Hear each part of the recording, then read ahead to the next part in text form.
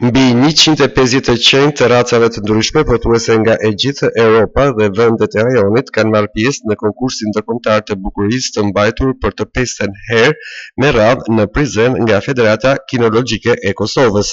Konkursi prej vitit 2014 mbahet edhe në qytetet tjera të Kosovës, shprehet Sautë Kajtazi, kryetar i Federatës Kinologjike të Kosovës. Në kësaj radhe kemi organizuar një manifestim kinologjik me karakter ndërkombëtar, i cili është i 50 me radhë i organizuar që nga viti 2014 që kur kemi qenë antar të Federatës Kinologjike Ndërkombëtare.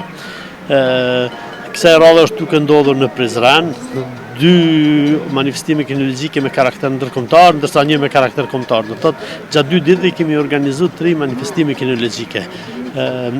Kemi pjesëmarrës nga pothuajse gjithë shtetet evropiane, kemi nga Finlanda, Spanja, Suedia, Norvegjia, Polonia, vendet e rajonit, pothuajse nga gjithë vendet e Evropës janë prezent. Kjo është një manifestim kinologjik ndërkombëtar.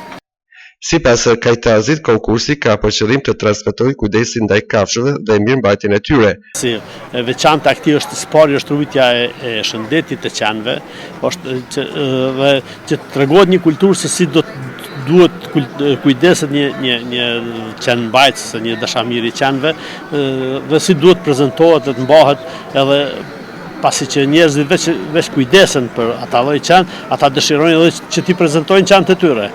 Konkursi dhe parada bëri bashkë 10 ratra njerë nga vendet e ndryshme të botës, të cilët u përfaqësuan me qenë të racave të ndryshme, ndërsa u vure mungesa e qenëve konkurrues nga Shqipëria. Nga Shqipëria kësaj radhe nuk kemi pjesëmarrës. Viteve tjera viteve tjera kemi pas pjesëmarrës nga Shqipëria, kryesisht me qenë autokton, kemi pas pjesëmarrës me molosin i lirë.